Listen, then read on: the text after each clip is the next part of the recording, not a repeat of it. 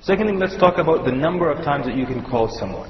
It doesn't mean how many times you let the phone ring. It means how many times can you call someone, let it go into voicemail, and then call them back again until it goes into voicemail. One guy actually called me about 38 or 34 times.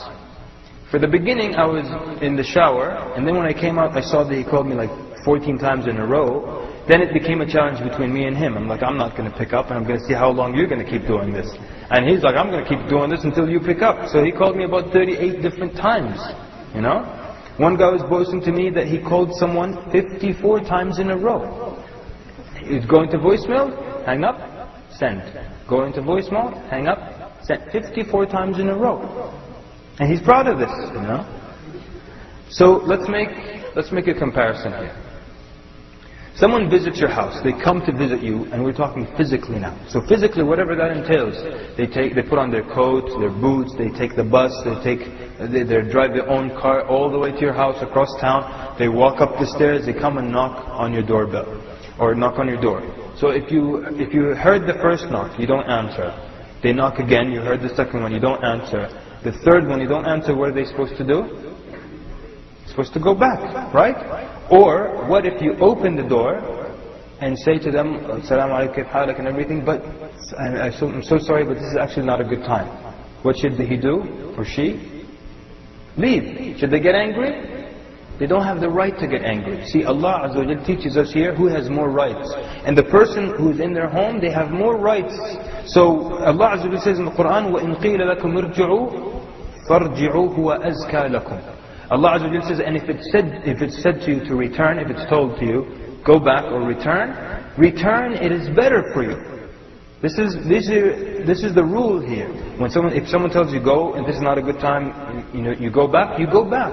Or if you knock 3 times and no one answers, you start to go back. And meaning that it's enough to believe that they heard the first knock and second and third, and no one answers, then it's time for you to turn around and go back. Then you all know the narration of Umar radiallahu anhu when the man knocked on his door 3 times, he didn't open. But he opened a while later. When he opened the door, the man was way over there because he was following the sunnah. So you don't get angry with someone. One, they were being very honest with you. You should appreciate the fact that they're that honest with you. And which means that there's some level of closeness between you. Because most people now, if you were a stranger, they'd be too embarrassed to tell you that. But the fact that they told you that, they're honest with you. The fact that the two of you now are doing a sunnah that's a forgotten sunnah. So you don't get angry whatsoever. Allah Azza wa Jal says, go back, it's better for you. That means it's better. So this is what's supposed to happen. So this is someone who is physically all the way got to your house, and you have the right to not answer them, and you have the right to turn them back. What about someone who just simply hits a few buttons, and he enters into the middle of your home? Your phone is in your living room, your bedroom, it's ringing. This person, by pushing these buttons, makes this noise in the middle of your house, not just at your door. He might be with his family, with his children, and now you're disturbing him in the middle of his home. If he decides to not pick up, it's totally up to them. You didn't even go through the effort of changing and driving over to their house. If you went through the effort, you don't have the right to get angry. Let alone if you just push a few buttons. If they don't answer, that's their right. You don't have the right to get angry. And you can make excuses for people. Maybe the person was sick and it happened. Maybe he's in the restroom. Maybe he forgot the phone in his car. Anyone here forget your phone in the car? It happens so many times. You leave your phone in the car, you go upstairs. If someone calls you, you come back, you find like 5, 6 missed calls. It's possible. So maybe he left the phone in his car, or maybe his battery died and he left the charger at work, so he won't have it for another 12 hours or what have you. It's all possible. Maybe he lost the phone. Seek excuses for people. But most people, they don't seek excuses for you, and they start to get upset. So you find if you lose your phone or you leave it in your car and you come back, you find like 4 or 5 messages from the same person. And you listen to the voicemail message, and every time you see the message, you keep getting angrier and angrier. First message, Assalamu alaikum, hey, kayf halak, it's me Ali, give me a call. Okay. Second message, hey, it's me Ali, give me a call, I called you man, give me a call back. Third message, yeah, I've been calling you for the last 3 minutes, you still haven't answered my call.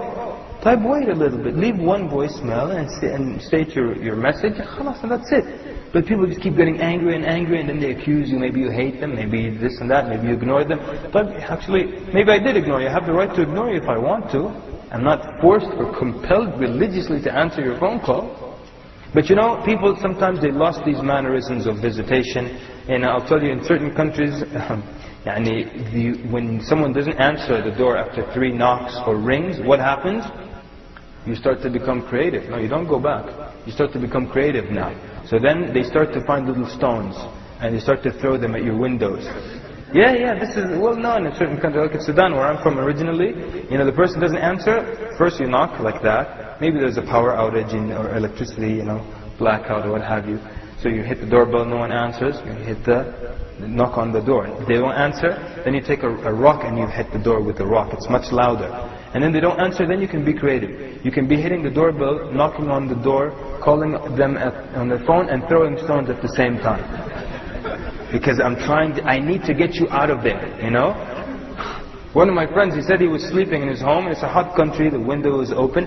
He's sleeping, taking a nap, fast asleep. He's sleeping like this. He says a rock smashes on his forehead. Imagine you're napping and suddenly, whap, a rock hits your forehead. He said, I got so mad, I didn't even want to know who the person was. He said, I just put my head out the window without opening my eyes. I said, whoever it is, you better leave or I'm going to come down and kill you. He says, 2 weeks later, this guy comes up to me. He's like, what's with you? The other day you were threatening us, ya akhi. Look at this guy. Allah concealed his identity and he exposes himself. But, people lost the rules of visitation and they become more aggressive in trying to get you to answer and more creative. And it also could be that someone might not like you. Inshallah, this doesn't apply to any of you. But there was one guy in our area, and he had a very, very dangerous tongue. This guy, he would always either speak about this man's wife or this man's mother, just always trying to expose people's faults. And he would call you and insult you first, and then tell you about other people. So, who wants to talk to someone like this? Do you want to talk to anyone like that? So I used to ignore him. A whole year I'm ignoring the guy, he doesn't get a clue. It's like, why don't you, what am I going to tell him, That's the best way I can tell him, is I don't want to talk to you, but I don't want to tell it to his face, So, but they keep pushing it. He would never answer my calls. Never in a whole year. What does that tell you, Habibi? A whole year, you didn't get the clue?